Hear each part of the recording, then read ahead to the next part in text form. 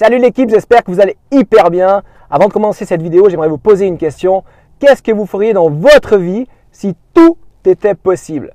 Dans cette vidéo, je vais vous parler de ma vie d'avant, d'un petit garçon hyper timide et mal dans sa peau, en train d'être berger dans un alpage, à qui je suis aujourd'hui en train de faire cette vidéo pour vous. Donc préparez vos mouchoirs parce que je pense qu'on va bien rigoler. Ça commence maintenant. Comme promis, aujourd'hui, je vais vous parler un petit peu de ma vie. Vous allez voir, on va se marrer dans cette vidéo parce que je vais vous sortir des vieilles photos. Parce qu'à l'époque, j'étais berger d'alpage, dans un alpage en montagne, là d'où je viens. Et puis, comme je parle souvent de l'objectif, des rêves qu'on a tous dans nos têtes, je veux vous montrer un peu les choses auxquelles je rêvais quand j'étais gosse, quand j'avais 12-13 ans. Et puis, parler un petit peu de mon parcours jusqu'à aujourd'hui. Donc j'ai prévu sur mon téléphone là 2-3 photos qu'on vous mettra à l'écran pour que vous puissiez vous marrer. Donc là j'ai une photo de moi quand j'étais ado avec strabisme. Vous allez voir, c'était pas vraiment le comble de la classe, mais c'est toujours sympa de se voir comment on était avant et de voir le chemin qu'on a effectué. Après j'ai une deuxième photo, là j'étais déjà dans la muscu, donc quand j'étais gosse, je regardais tout le temps le film de Rocky Balboa. Je regardais la saga de Rocky Balboa, puis après j'avais un pote dans mon village, Roméo, on s'était acheté des gants de boxe et puis on se tapait dessus avec les gants de boxe, on s'imaginait vraiment comme si on était des boxeurs. Et ce qui m'intéressait, ce qui me fascinait le plus dans ces films, c'était la musculature des gens. Je me suis dit dans ma tête, dès que j'étais gosse, je vais m'entraîner pour avoir un corps athlétique comme ce mec qui est dans le film. Et là je vous montrais une photo où je suis dans ma chambre à coucher avec mes petits haltères, là je devais avoir 9-10 ans, en train déjà de sculpter un corps d'Apollon. Une deuxième photo encore ici où je suis en culotte de lutte. J'ai fait de la lutte aussi gréco-romaine. J'étais pas une étoile de la lutte, mais j'ai essayé cette expérience aussi dans ma vie. Là, l'histoire qui est sympa, c'est que quand j'avais 12-13 ans, j'ai demandé à mes parents de m'acheter un BMX. Un BMX, c'est un vélo de cross. Et puis, je me rappelle la réponse de mes parents, c'était si tu veux un vélo, il faut travailler pour te l'acheter parce que l'argent tombe pas du ciel. Boum! Une croyance. Là, je vous parlais des croyances limitantes. Voilà comment on met une croyance limitante dans la tête d'un gosse. L'argent, c'est dur à gagner. Et si vous ne travaillez pas sur vous après dans votre vie pour vous éliminer ces croyances, vous passez toute votre vie à penser que l'argent, c'est dur à gagner, alors que c'est une croyance au final. Donc, vous allez voir à l'écran des photos de moi quand j'étais berger à mon alpage. Et je me rappelle à l'époque, tous les mercredis, on recevait un magazine en Suisse qui s'appelle l'Illustré. Et puis j'ai ouvert l'Illustré, là j'étais avec mes vaches qui étaient dans le pré, et je regarde des mecs qui faisaient des photos à torse nu et ils participaient à un concours qui s'appelle le concours de Mystère Suisse. Et je me suis dit dans ma tête de gosse là, je vais être un jour sur ce magazine, je vais participer à ce concours. Après c'est quelque chose que j'ai totalement oublié.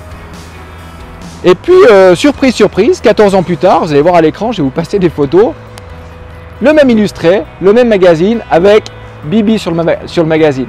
Mais je dis pas ça pour vous dire moi j'ai fait ci, moi j'ai fait ça. Je suis là simplement pour partager avec vous que quand on est enfant, qu'on a des rêves, qu'on a des objectifs et puis qu'on passe à l'action pour réaliser ces objectifs, la vie nous amène tout plein de situations qui vont nous permettre justement d'atteindre ces rêves et ces objectifs. Donc là vous allez voir à l'écran plusieurs photos. Ce qui était intéressant aussi à cette époque, c'est que j'avais 27 ans. Et puis dans ma tête, c'était toujours le petit garçon de la montagne. Donc j'avais pas d'estime de moi, j'avais pas de confiance en moi. J'étais toujours le petit garçon timide et je me trouvais pas forcément bien, quoi, pas forcément plus beau que les autres. Je me trouvais quelconque. Et dans ma tête, je réfléchissais encore comme ça. Et après, en parlant avec des gens qui m'entouraient, on me trouvait comme quelqu'un d'arrogant, on me trouvait comme quelqu'un qui prenait les autres de haut. Alors que dans ma tête, j'étais hyper timide, hyper mal dans ma peau. Je travaillais dans un fitness et quand il y avait une jolie fille qui rentrait, je commençais à transpirer les pieds, je commençais à perdre mes moyens. Je lui donnais une clé de casier pour les hommes et j'arrivais plus à parler, il n'y avait plus un son qui sortait de ma bouche. Donc c'était assez marrant comment les autres vous perçoivent et comment vous vous sentez vous à l'intérieur. Donc après, j'ai commencé un métier de boulanger-pâtissier parce que j'ai choisi ce métier par croyance aussi, qu'on devait faire un apprentissage, travailler toute sa vie, gagner sa vie et puis profiter de sa retraite. Donc j'ai choisi ce boulot-là parce que ça me laissait du temps la journée pour faire les choses que j'aimais vraiment. Donc le sport en général et puis le théâtre et les sketchs et les choses comme ça. Alors, dans mon rêve de gosse, j'étais toujours, si vous voulez, en train de faire le clown. J'étais à l'école, je faisais le clown, j'étais dans des sorties dans mon village, je faisais le clown. C'était vraiment quelque chose qui me rendait vivant. Et je pense que dans nos vies, il faut écouter les rêves qu'on avait quand on était gosse, parce que c'est notre âme qui nous parle en fait.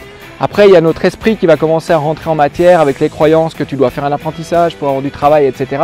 Mais si on revient en arrière et puis on se rappelle toutes les choses qu'on aimait faire quand on était gosse, donc moi j'aimais faire le pitre, j'aimais faire rire les gens. Je me rappelle à la chorale, je ne savais pas chanter, donc la miss qui nous donnait la chorale me faisait mimer les chants et ça faisait rire les gens. Donc c'est vraiment quelque chose que j'aime faire et dans lequel je m'éclate et je m'amuse.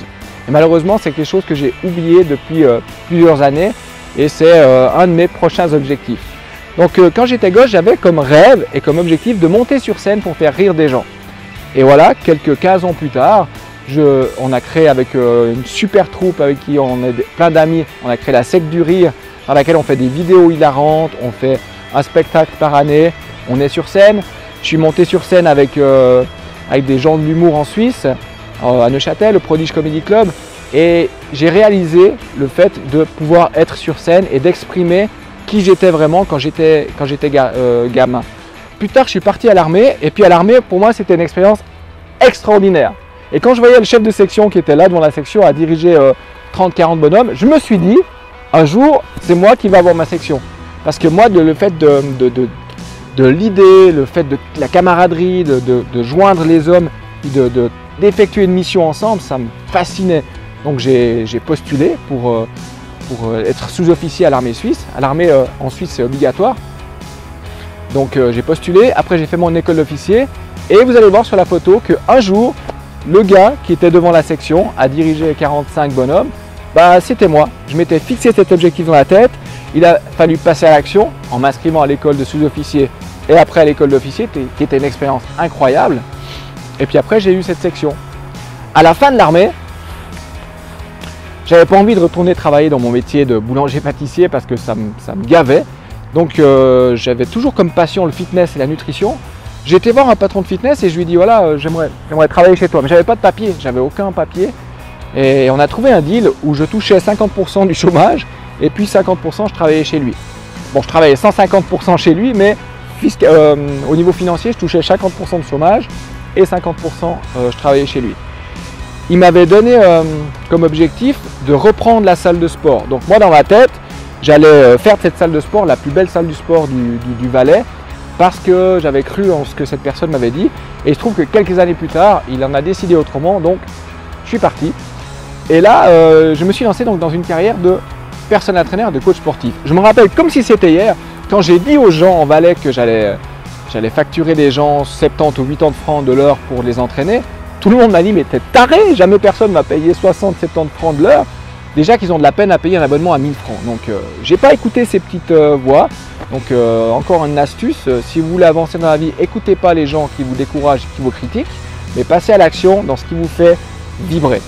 Donc là à l'époque ce qui me faisait vibrer c'était le fitness, la nutrition et puis le coaching sportif. Donc, je me suis lancé à mon compte, j'ai appelé une personne qui était patron de fitness, Monsieur Sacco, qui a une chaîne de fitness en Suisse. Et il m'a gentiment ouvert les portes en me disant bah, viens faire tes débuts chez moi, donc tu peux te servir de la clientèle, etc. etc. Après donc j'ai commencé ma carrière de personal trainer et au bout de 3-4 ans, je me suis aperçu en observant un autre coach qui avait une cinquantaine d'années qu'à 50 ans, c'était peut-être pas ce que j'avais envie de faire. Donc j'ai commencé à réfléchir à comment faire en sorte de pouvoir toucher plus de monde, de pouvoir changer plus de vie à plus de gens. Et j'ai eu simplement l'idée de m'entourer d'autres personal trainers et puis de monter une structure de personal trainer. Et aujourd'hui, vous voyez en photo ici, on a monté une structure de plusieurs personal trainers et on génère un chiffre d'affaires hyper intéressant à nous tous. Donc là, dans mon métier de personal trainer, ce qui me plaît, c'est vraiment de transformer les gens. Quand vous avez une personne qui vient vous voir en état de stress, un homme d'affaires par exemple qui vient voir avec un état de stress où il n'a plus de libido, où il est stressé, où il n'est pas bien, et puis que 3-4 mois plus tard, vous avez un coup de téléphone de sa femme, je ne vous explique pas pourquoi, qui vous remercie, etc. C'est quelque chose d'absolument extraordinaire que de s'endormir le soir en ayant réussi à changer quelque chose dans la vie des gens. Et longtemps, je me suis focalisé là-dessus, donc à me former jour après jour pour amener les meilleurs résultats possibles à mes clients.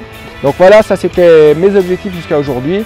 J'en ai d'autres que je veux réaliser, qui sont dans ma tête, qui sont encore comme des rêves, mais j'établis petit à petit des actions quotidiennes pour me diriger dans ces objectifs. Voilà, j'espère que vous avez bien aimé cette vidéo et puis je vous dis à très bientôt pour d'autres vidéos pour la chaîne Body & Health Training. Ciao!